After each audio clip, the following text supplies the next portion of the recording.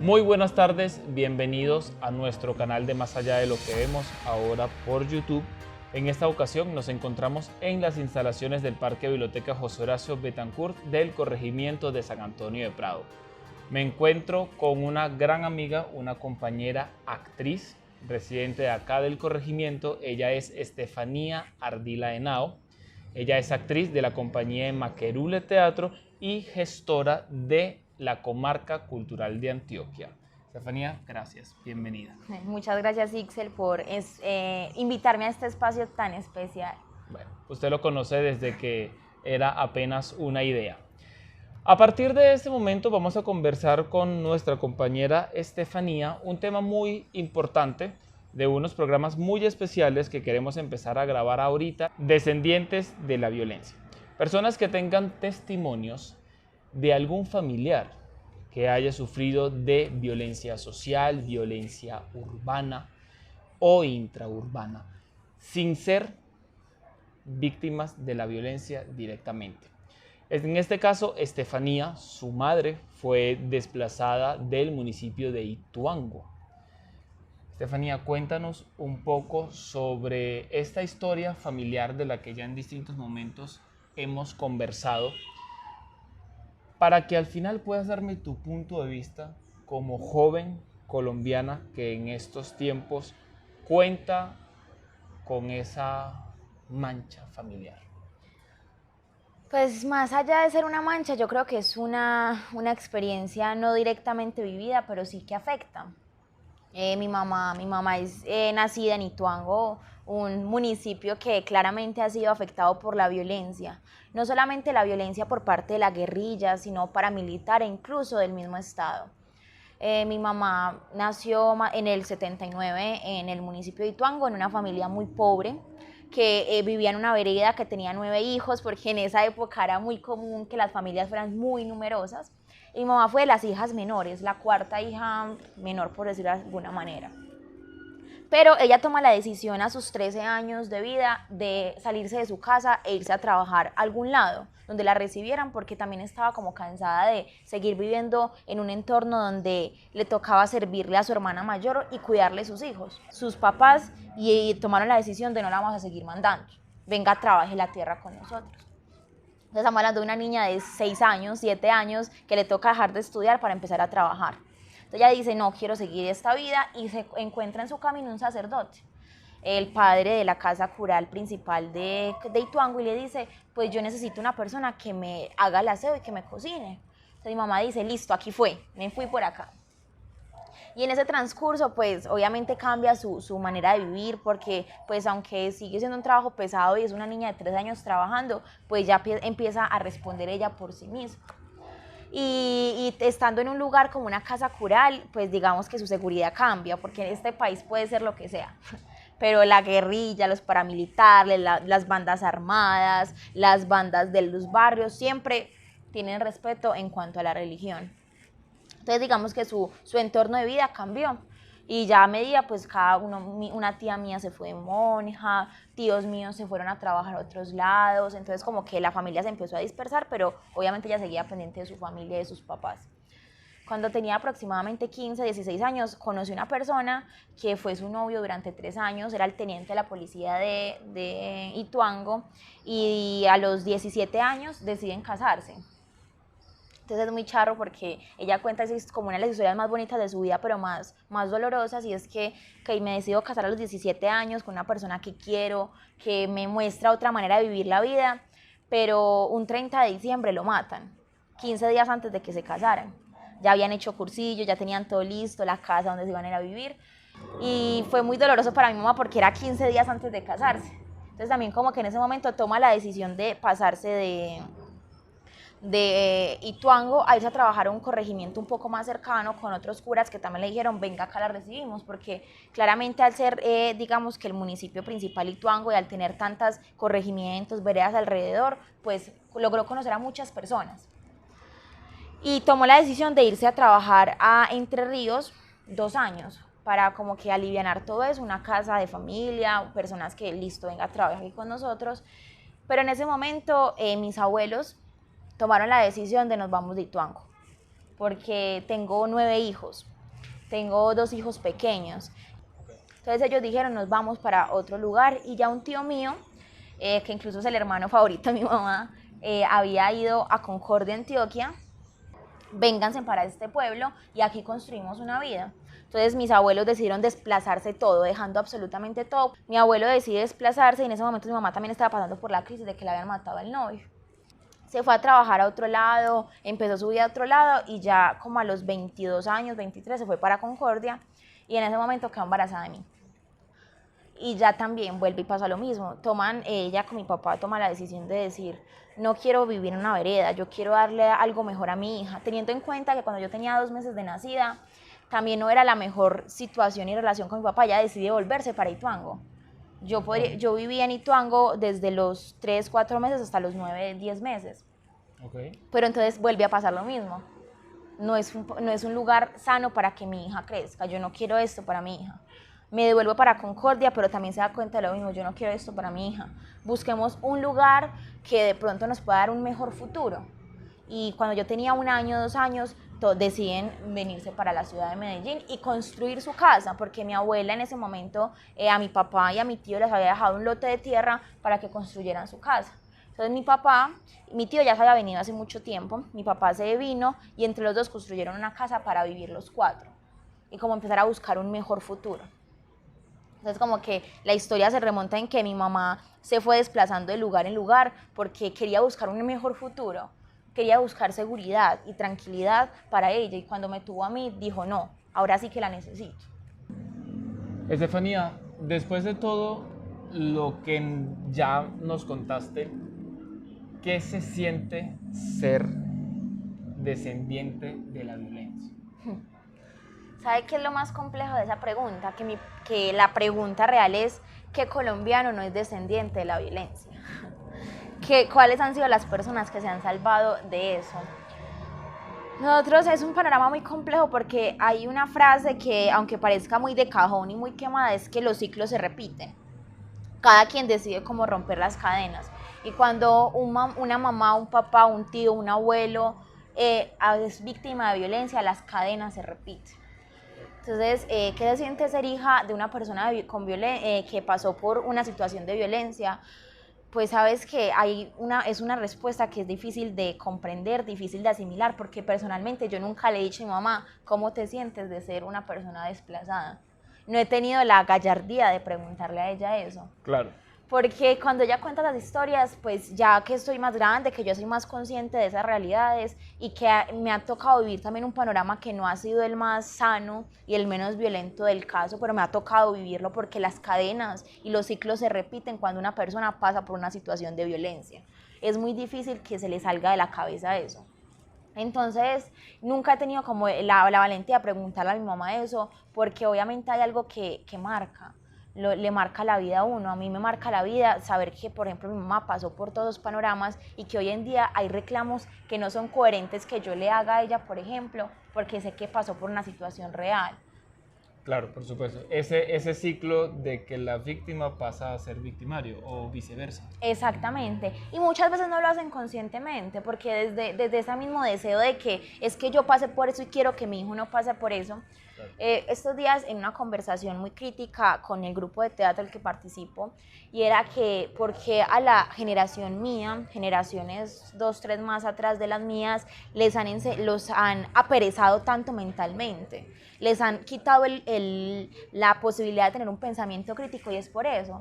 Porque es que las personas que nacieron en los 80s, 90s, incluso antes, cuando apenas estaba empezando a colonizar, cuando ya había una república y habían esclavos, o sea, toda la historia marca de que a las personas les tocaba a los 5, 7, 8 años empezar a defenderse. Entonces lo que quieren las generaciones que les tocó vivir eso es que a las generaciones que siguen no les pasen eso. Por eso les ponen todo en la mano, por eso nos aperezan, por eso nos quitan la posibilidad de pensamiento crítico. Porque se están evitando que pasemos por un ciclo violento que, aunque no es el ideal para nadie, cohíbe de muchas cosas, pero nos están también prohibiendo o nos están quitando la posibilidad de tener un pensamiento crítico. ¿Qué se siente ser hija o qué se siente ser una persona descendiente de la violencia? Eso. que me están cohibiendo de que me desarrolle con un pensamiento crítico porque no quieren que pase lo que pasó esa generación. ¿Tú sientes que toda la formación que estás teniendo en este momento, no solo como artista, sino ya como bachiller de la República, una chica que ya desde hace mucho rato empieza a codearse con personas que le exigen un pensamiento ya como adulta, porque cuando uno hace teatro no solo se junta con personas de tu misma edad, sino que tiene la oportunidad de estar en contacto con personas mayores, ¿cierto? Y más cuando uno es artista, cuando uno es gestor que tiene un pensamiento que no lo maneja todo el mundo. ¿Sientes que toda esta formación que tú estás teniendo en los talleres del teatro que ya has tomado, bachiller, actriz que ya tiene muchos años ejerciendo y te sigues formando, y ahora gestora cultural, ya has participado en distintos eventos presentando tú a nivel metodológico y defendiendo proyectos de investigación, sientes que todo esto te está ayudando a ver la situación desde otro punto de vista a comparación a otros jóvenes de tu edad? Claro, obviamente, o sea, a mí ser artista me transformó como persona, me construyó como ser humano. Hay algo muy complejo cuando decías bachiller de la República, y es que honestamente el sistema educativo de este país es un desastre. Es un total desastre. Yo me gradué hace un año, vaya casi 2, y me gradué con una sensación muy precaria porque, o sea, es que uno en el colegio, yo siento que uno en vez de aportarle, hay veces como que lo cohíben. O sea, si yo, ¿por qué me están contando historia de mi país? Listo. Que toda esa historia es muy importante, pero no me están ayudando a construir un pensamiento crítico para que cuando yo salga del colegio ejerza mis derechos como ciudadanos reales. O sea, a mí allá me están enseñando historia, Cristóbal Colón colonizó, Policarpa Salabarrieta fue una mujer que luchó, sí, eso es importante porque quien no conoce su historia está condenado a repetirla, pero lastimosamente los colombianos la conocen y la siguen repitiendo. Lastimosamente nosotros los colombianos tenemos memoria a corto plazo. Se nos olvida que en el 2004 habían falsos positivos. Se nos olvida todo eso, pero a través del arte, la cultura, el teatro y todas las expresiones artísticas, usted empieza a evolucionar su forma de pensar. La empieza a evolucionar, ¿por qué? Porque cuando usted hace arte o hace teatro y decide hacer eso como parte de su vida, como su proyecto de vida, usted tiene que tener claro qué es lo que usted le va a mostrar a la gente y que no es cualquier cosa, es su aporte a la sociedad. Si tú eres médico, le aportas algo a la sociedad. Si tú eres abogado, le aportas algo a la sociedad. Si tú eres artista, le aportas algo a la sociedad. ¿Qué le quieres aportar? Yo como artista le quiero aportar un pensamiento crítico a través de las obras que yo haga, que yo crea, que cuando a mí me para y como artista, la gente diga, ve, me quedó esto, ¿cierto? Gracias a todo ese crecimiento como artista y al proceso cultural del cual participo, Maquerule Teatro, Coractos, nosotros creamos obras que facilitan eso, que los jóvenes que participen de ese proceso cultural, artístico, desarrollen su pensamiento crítico. El 20 de julio, Independencia de Colombia, estrenamos una obra que se llama Los infortunios de la bella Otero de otras desdichas. A las 3 de la tarde en un teatro de un parque de biblioteca que debería de funcionar en los horarios que la comunidad exige y no que la institucionalidad acomoda para ellos. Claro. Tuvimos la posibilidad en el estreno de tener a más de 60 personas. 60 personas que vieron la obra y cuando hicimos el foro entendieron todos los mensajes que se dieron en la obra. La obra trata sobre la historia de Colombia entre 1800 y 1900 y trata sobre una representación de una mujer que es violada, que es vilipendiada y que realmente es ultrajada, y ella representa a Colombia. Y las personas cuando ven esa obra dicen, parce, es que eso está pasando. Es que, o sea, eso está pasando. Entonces, como artista, eso me construyó, o sea, a mí el arte me construyó como persona y me hizo entender cómo yo a través del arte puedo transformar la sociedad en la que me muevo. Yo como persona me puedo transformar como ser humano y yo como persona cómo puedo ayudar a las personas que me rodean. Aprovechando que ahorita dijiste falsos positivos, te quiero hacer una pregunta también un poco muy personal mía. Y es que desde hace unos meses en Venezuela se habla de que la guerrilla y los paramilitares ya pasan las fronteras, llegan a territorio venezolano, desplazan a las personas e incluso se empieza a manejar la presencia de los falsos positivos, cosa que a mis 30 años como venezolano antes yo no había escuchado, no había visto la noticia y para mí fue muy fuerte leer falsos positivos en Venezuela, guerrilla, paramilitar. Tú como colombiana, ¿qué me puedes decir a mí como venezolano el hecho de que ya en Venezuela se manejen las hipótesis de falsos positivos? Ay, Colombia ha sido reconocido por muchos años como el país de Pablo Escobar, como el país de la cocaína, ¿cierto? Pues según todo el mundo, la mejor cocaína se produce en Colombia. Pero también han habido muchos mitos que yo creo que a la hora son realidades, y es que entre Colombia, Brasil, Venezuela, Ecuador, que estamos fronteras, siempre han habido corredores. Yo siento que eso es real. Es imposible pues que no hayan uniones entre diferentes países que son tan cercanos para poder traficar las drogas. Siento que la unión de, más allá de falsos positivos, la unión de paramilitares y guerrillas, que han sido los principales productores de estupefacientes del país, ha sido siempre. Yo siento que ha sido siempre esa unión entre Colombia, por ese lado, y Venezuela, y los otros países cercanos. ¿Por qué? Pues porque es una realidad que estadísticamente se ve, es una realidad que hay investigaciones que muestran que es. Por el tema de falsos positivos, me parece que es muy complejo y es muy triste porque no, lastimosamente en los países latinoamericanos eso viene pasando hace muchos años, muchas generaciones atrás, muchas décadas atrás. En Colombia lo decimos llamar falsos positivos porque, o sea, fueron más de 6.000, porque fue un momento del país que fue muy tormentoso y fue muy doloroso, y que hoy se traspase a Venezuela hace que sea más doloroso, porque se supone que deberíamos de estarle brindando apoyo a nuestros hermanos cercanos y les estamos pasando problemas. O sea, a mí me parece que no solamente el tema de que les estemos pasando problemas y les estemos pasando lo negativo de nuestro país, en nuestro país tampoco se les está dando el recibimiento que es. Porque es que estamos, o sea, seamos honestos, Colombia a duras fuerzas, tienen condiciones aptas a los colombianos, pero todavía hay mucha pobreza.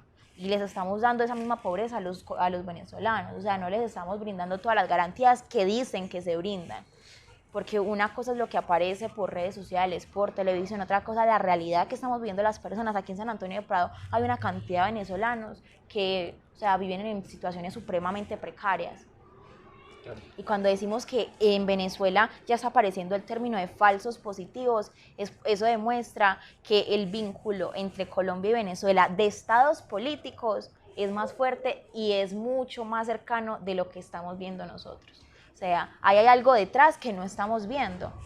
Yo te podría dar mi punto de vista, pero me interesa que termines de desarrollar eso que estás diciendo ahorita sobre esto mismo, no solo por los falsos positivos, sino que tu opinión, ya como ciudadana con derecho a hablar porque ya tienes una convicción. ¿Tú ves a una Colombia tan crítica como Venezuela? No, yo veo una Venezuela tan crítica como Colombia. Eso es lo que yo veo. Okay. Porque, o sea, es que hay más de 5 millones, creo que más, de venezolanos desplazados. O sea, en Colombia desplazan a la gente dentro de sus territorios. O sea, a Venezuela le tocó emigrar de un país a otro. A nosotros es peor, nos toca migrar de nuestro país a otro lugar del país porque las situaciones no se prestan para otra situación. Entonces las situaciones no, hagamos comparaciones reales, hagamos realmente pensamientos críticos y comparaciones críticas. No comparemos a un país por sus dirigentes políticos, comparémoslas por sus desarrollos económicos, por sus desarrollos educativos, por sus desarrollos de empleo, comparémoslas por su cultura. Pues es que cuando antes de convertirse en la Gran Colombia éramos un núcleo, Venezuela, Colombia, era un país solo. Entonces, ¿qué estamos comparando? ¿Estamos comparando una sociedad o estamos comparando unos dirigentes? Y ahí es donde radican los reales problemas de los países. Estefanía Ardila Henao, actriz del corregimiento de San Antonio de Prado, una joven que se catapulta como una buena gestora que ya a su corta edad ya formula muchos proyectos metodológicos, ya ella misma los defiende como artista y sobre todo como una mujer colombiana que como muchas otras mujeres o como muchos otros jóvenes quieren un cambio desde su profesión. No digamos que dejarse contaminar por muchas otras cosas, pero sobre todo, que es lo que más me interesa y lo digo por experiencia personal, una joven colombiana que tiene muy buenos amigos venezolanos. Muy buenos amigos venezolanos, mientras afuera hay una realidad muy fuerte, y es que esos venezolanos, que hay que decirlo, y lo digo desde mi posición porque considero que todos los venezolanos somos desplazados. Aunque cuando hablemos de distintos países, la gente piense o ignore que son distintos términos de desplazamiento, pero al fin y al cabo somos desplazados. Tienes muchos proyectos ahorita, tienes muchas cosas en tu cabeza que estás procesando para seguir trabajando. ¿Qué nos puedes decir para ya cerrar esta entrevista? ¿Qué nos puedes decir desde tu posición como descendiente de una violencia donde ahorita en esos momentos entre tantos tuangueños que siguen siendo desplazados, como ellos, en algún momento se ve reflejado lo que fueron los sueños y las ilusiones de una mujer que hoy por hoy es tu mamá? Pues yo qué puedo decir, que no nos dejemos encasillar por la historia que nos antecede, pero no la olvidemos. Eso es lo que puedo decir. ¿Por qué? Porque independientemente de que hay una historia atrás que afecta, que puede transformar muchos pensamientos, no la podemos olvidar, pero tampoco la podemos adaptar a lo que somos o que queremos construir como personas. Porque entonces eso quiere decir que si yo vengo descendiente de un proceso de violencia, tengo que permitir que pase eso porque yo vengo descendiente. No. Lo que hay que hacer con todo ese tipo de cosas es transformarlo para empezar a transformarme como persona y transformar los entornos. Porque yo siento que ya es hora de que cada persona, o bueno, que Colombia como país empiece a hacer una transformación total de lo que se ha construido en las últimas décadas. O sea, es hora de que empecemos a transformar esos parámetros que nos han puesto los mismos estados, las mismas sociedades y las mismas comunidades para ser personas, para ser sociales, para ser jóvenes, para ser adultos, para ser comunidades. No, volvámonos a respetar como seres humanos, volvámonos a respetar como ciudadanos, volvámonos a respetar como amigos, porque siento que eso se está fracturando mucho y cada vez más, porque esa misma falta de conocimiento o por ese exceso de conocimiento. Desde tus proyectos, desde todo lo que tienes pensado hacer ahorita, tanto como actriz como gestora, ¿qué tiene pensado Estefanía plantear, presentar? Ese plantear y presentar se resume a un proceso. Ese proceso se llama Maquerule y Coractus. Es un proceso que no lo construí yo desde sus inicios, lo ha construido otra persona que ha hecho un excelente trabajo con eso, que hoy día agradezco pues habérmelo cruzado en el camino porque ha permitido que esos pensamientos críticos y este proceso esté donde esté, y es empezar a generar a través del arte, de la cultura y de los procesos organizacionales de San Antonio de Prado pensamiento crítico y clubes de pensamiento y escuelas políticas para los jóvenes. Porque tenemos que empezar a formar a las personas desde abajo. Tenemos que empezar a transformar las generaciones que siguen y que más adelante van a ser los que van a votar y los que van a representarnos. Claro. porque son los que ya hay que empezar a moldear, no en pro de un objetivo en específico, no, en pro de que conozca, analice y desde su desarrollo como ciudadano y como pensador crítico tome la decisión qué camino hace, porque al fin y al cabo pues ningún proceso puede responder por las personas.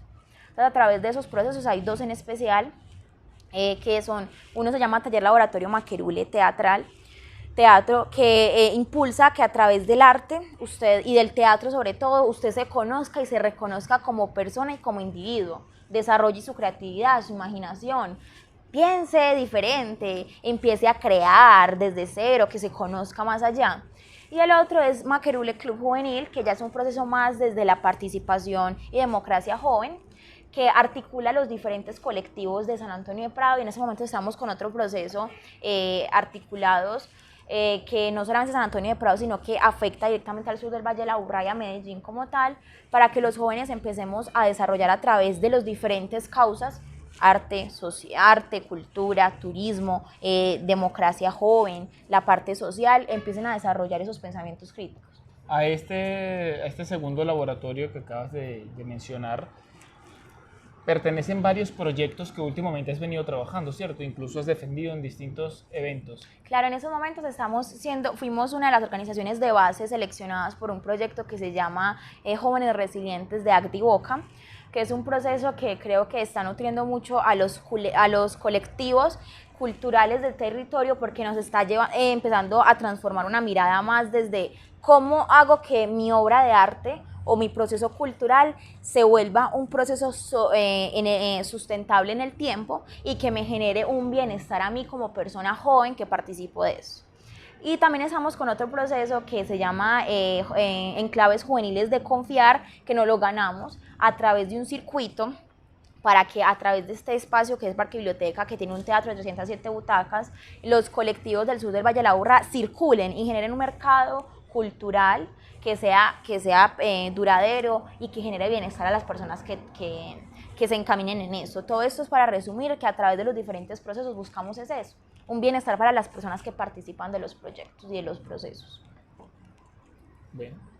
Estefanía, muchísimas gracias por este espacio, muchas gracias por la entrevista. Muy nutritivo conocer esta otra faceta tuya. Ya te conozco como actriz, ya te conozco un poquito más como persona de lo que ya te conocía. Ha sido un gusto enorme escucharte, sobre todo porque me da la percepción de que es una Estefanía más adulta, una Estefanía más crecida, y es muy rico cuando hablamos, que ya lo mencionaste mucho, cuando hablamos de generaciones, a pesar de que no seamos la misma, ser protagonista, aunque sea de un mínimo crecimiento que has tenido en los últimos tiempos. Digo mínimo porque no te conozco desde niña, tendré aproximadamente 3 años, sí, 3 años conociéndote, y de verdad que estoy muy contento y me siento muy orgulloso de ya no trabajar contigo, pero verte más formada. De verdad, muchísimas gracias por este espacio.